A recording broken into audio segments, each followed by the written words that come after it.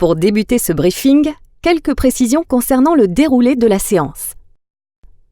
Avant de prendre place dans votre simulateur, vous devrez d'abord vous équiper d'un casque à votre taille. Vous pourrez ensuite vous installer à bord de votre voiture en fonction du numéro qui vous sera indiqué par l'animateur. S'ensuivra une première phase de prise en main pour appréhender la voiture et découvrir le circuit. Vous prendrez alors le départ de la course. Le vainqueur de cette course sera celui qui réalisera la plus grande distance cumulée. Concernant la voiture, la Citroën C2 à bord de laquelle vous allez prendre place développe environ 485 chevaux pour une vitesse de pointe de 225 km/h. Elle pèse 1320 kg, développe 7000 tours minute et dispose de 6 rapports. L'accès au simulateur se fait par la gauche pour le pilote et par la droite pour le copilote. Pour régler votre siège à votre convenance, il vous suffit de tirer sur la barre située en dessous de l'assise. Attention, le siège du copilote n'est pas réglable.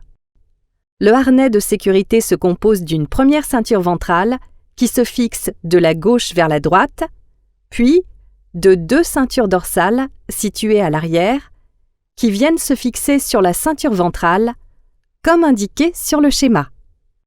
Pour régler la ceinture, il vous suffit ensuite de tirer sur les sangles. Le pédalier comprend 3 pédales. Celle de droite pour accélérer, celle du milieu pour le frein. En ce qui concerne la pédale située à gauche, il n'est pas nécessaire de l'utiliser. Concernant le volant, il est impératif de conserver le repère jaune dans un champ de 180 degrés, comme indiqué sur le schéma. Derrière le volant, vous disposez d'un tableau de bord indiquant votre rapport engagé, le compte-tours, votre temps sur le tour en cours, votre vitesse en km/h et le temps restant avant la fin de la session.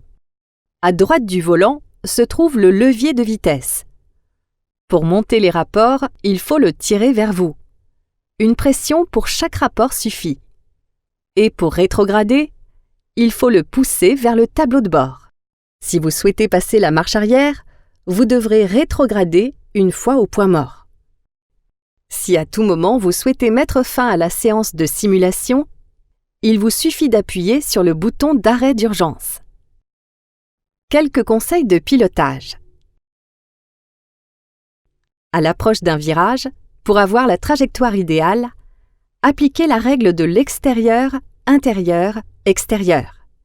C'est-à-dire qu'il faut aborder le virage depuis l'extérieur de la piste, plonger à l'intérieur du virage, également appelé la corde, puis élargissez votre trajectoire pour ressortir du virage à l'extérieur de la piste.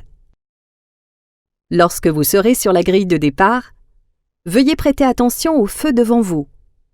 Ils vont tout d'abord s'allumer, puis dès qu'ils s'éteignent, vous pouvez accélérer.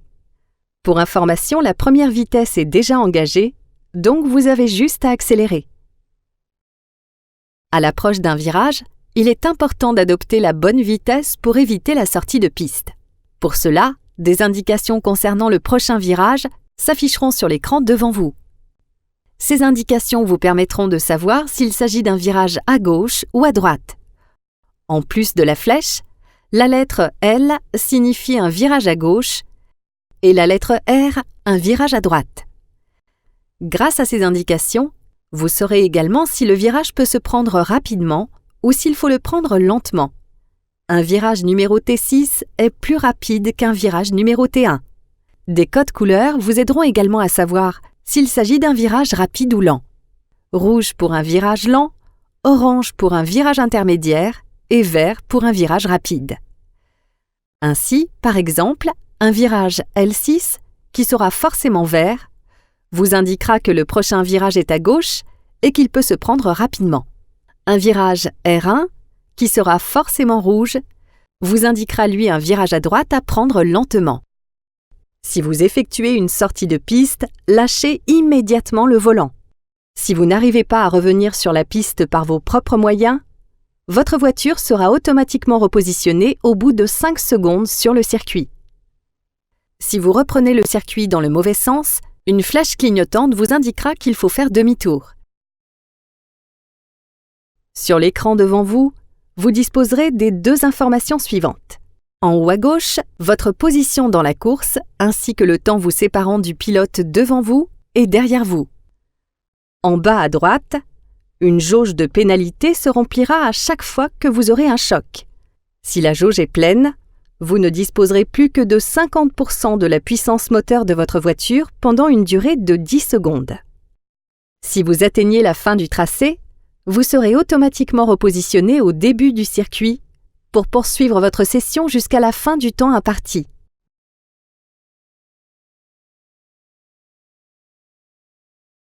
Le circuit sur lequel vous allez effectuer votre course est un tracé de spécial sur Terre. Il s'étend sur 9 km 005. Découvrez maintenant quelques portions du circuit en caméra embarquée.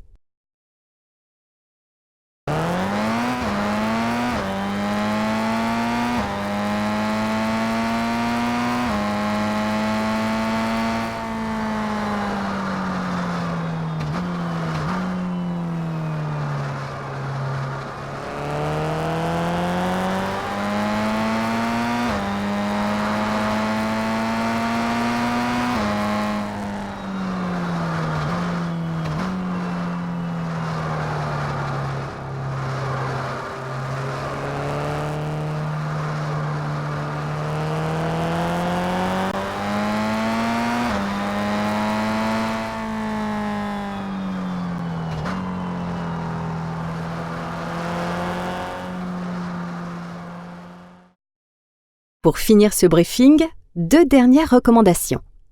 Tout d'abord, ne jamais regarder les écrans latéraux, mais uniquement l'écran central et le plus loin possible sur la piste. D'autre part, lorsque vous vous installerez à bord des voitures, faites bien attention aux fosses délimitées en rouge sur l'image. Bonne course!